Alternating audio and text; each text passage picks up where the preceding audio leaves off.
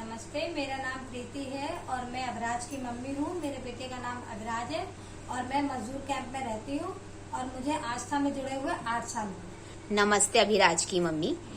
इसी से संबंधित मैं कुछ आपसे प्रश्न पूछना चाहूंगी। तो जब आपको पता चला कि आपके बच्चे में विकलांगता है तो किस तरीके की सोच आपके दिमाग में आई और किन मुश्किलों का सामना आपने किया, इस बारे में कुछ बताइए थोड़ा। मैम, जैसे कि अभराज से पहले मेरा एक बेटा था, तो उसको मतलब वैसे ही उसको जन्म के दौरान पे उसको बुखार आया और बुखार आने के बाद उसके मुंह से मतलब पानी और वो फिर झाग वाग सब निकलने लगा। फिर उसको हॉस्पिटल लेके गए हम। वहाँ पर उसको चेकअप वगैरह करके उसकी दवाइयाँ दी। दवाइयाँ देने के बाद उसको मतलब हम कंटिन्यू मतलब 3 साल तक उसकी दवाइयाँ हम करते रहे और मतलब हमें ये नहीं बताया इसको दिक्कत बीमारी क्या है।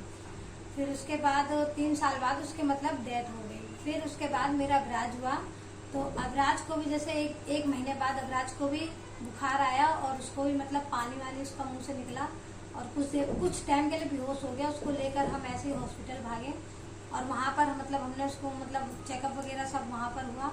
तो वहाँ पर डॉक्टरों ने बताया कि इसको दौरे आए थे, तो दौरों की मतलब जो दवाइयाँ इसकी चलेंगी। तो हमने की ठीक है। तो इससे संबंधित और कोई बीमारी और कुछ रहा है बच्चों को कभी? मैम, जैसे कि मतलब इसके जन्म के दौरान पे रोया नहीं था, ये बहुत लेट रोया था ये। तो इसके बारे में मतलब हमें ये पता नहीं था, बस हमें ये पता था कि इसने रोया नहीं क्योंकि हमने अपने बच्चे की आवाज़ सुनी नहीं थी, बहुत देर बाद सुनी थी। और उसके बाद फिर मतलब जैसे एक बार हम इसको मंडी मतलब हमारे यहाँ तहखंड में बाजार लगता है, हम इसको बाजार ले जा रहे थे घुमाने के लिए। तो वहाँ पर एक आस्था है, तो वहाँ पर रूबी मैम थी। तो उन्होंने मतलब रोक के रास्ते में हमसे बताया कि बेटा इसको क्या दिक्कत है। हमने उनको पूरी दिक्कत अपनी बताई कि मतलब मैम इसको ये परेशानियाँ, तो इसकी दवाइयाँ चल रही हैं। तो मैम बोली बेटा इसको मतलब दवाई की भी ज़रूरत है और जहाँ हम बता सकते हैं वहाँ आप लेके जा सकते हो। तो मैंने की ठीक है मैम, क्योंकि मेरा एक बेटा जो मतलब उसकी डेथ हो चुकी थी उसके बारे में हमें जानकारी नहीं थी, तो इसलिए मतलब हमें अभराज को लेके आस्था में जब उन्होंने बताया तो हम आस्था में लेकर आए। और जब आस्था में लेकर आए तो आस्था में हमें मैम ने बताया कि मतलब विकलांगता क्या होती है। फिर विकलांगता उसमें इस तरीके की थी जैसे कि वो किसी की तरफ देखता नहीं था, बोलता नहीं था, अपने से मतलब हाथ पैर भी नहीं वो यूज करता था और जैसे कि कुछ भी मतलब उसको वो नहीं था, सिर्फ बेड पे लेटा रहता था और पानी और दूध हम बस यही पिलाते थे उसको। अच्छा, तो फिर आपको क्या लगता है कि बच्चे में क्या क्या बदलाव आए और बच्चे ने क्या क्या चीजें सीखी? तो जैसे कि आस्था में जुड़ने के बाद मैम को मतलब जो हमने बताया मैम को मतलब कि मैम ये बेड पे लेटा रहता है, पानी और दूध पीता है। फिर मैम ने हमको तरीका बताया कि उसको कैसे उठा के उसको बैठाना है। उसी तरीके से फिर हम उसको बैठाने लगे। मतलब जैसे मैम काम करती रही वैसे हमें बताती रही। तो मतलब कुछ दिन बाद तो जैसे कि उसके अंदर ये बदलाव आ गया कि मतलब ये खुद से उठ के बिस्तर पे से बैठने लगा और फिर मतलब ये बैठ के जैसे कि पानी है या कुछ भी इसको कुछ हम ऐसे ही पिलाने लगे। फिर मैम ने बोला कि मतलब इसको खाने की ज़रूरत है, तो इसको मतलब रोटी सब्जी सूखा अन्न जो होता है वो उसको मतलब खिलाना है। तो उनका तरीका बताते रहे और वही मतलब जैसे तरीका वो बताते रहे उनके साथ हम काम करते रहे। तो वो मतलब काम करने से मतलब उसके अंदर इतना बदलाव आ गया मैम कि जैसे कि अगर हम बिस्किट पकड़ा देते थे तो मतलब धीरे धीरे करके वो अपने आप खा लेता था। रोटी पकड़ा देते थे तो वो अपने आप वो खा लेता था।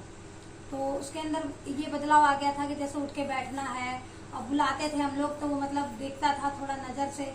पहले नज़र नहीं मिलाता था, लेकिन बताया गया आस्था में कि मतलब कैसे बच्चे को ये करना है। तो मतलब जैसे कि उससे बात करना है, उसके साथ बातें करना है, उसके साथ कैसे बैठना है, उसके साथ कैसे मतलब रहना है।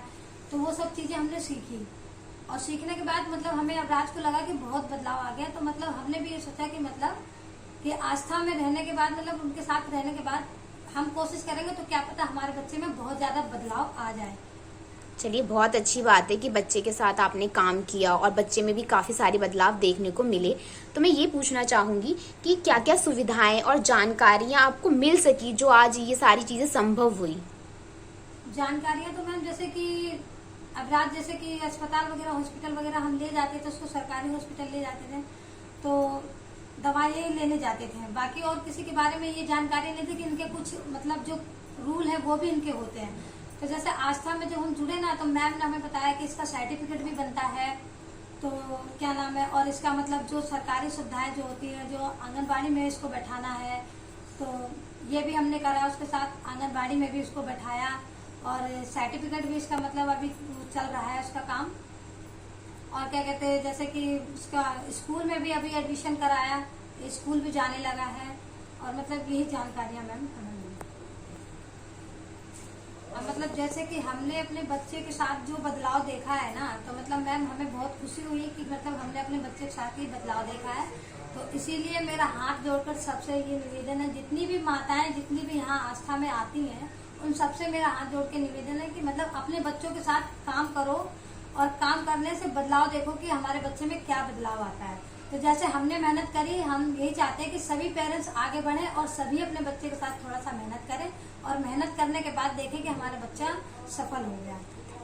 तो धन्यवाद करती हूँ मैं आस्था का, तो मतलब सबसे ज्यादा आस्था का धन्यवाद करती हूँ, क्योंकि आस्था के बारे में जो जानकारी मिली है, अगर ये आस्था की जानकारी नहीं मिलती तो शायद हम कुछ भी नहीं कर पाते।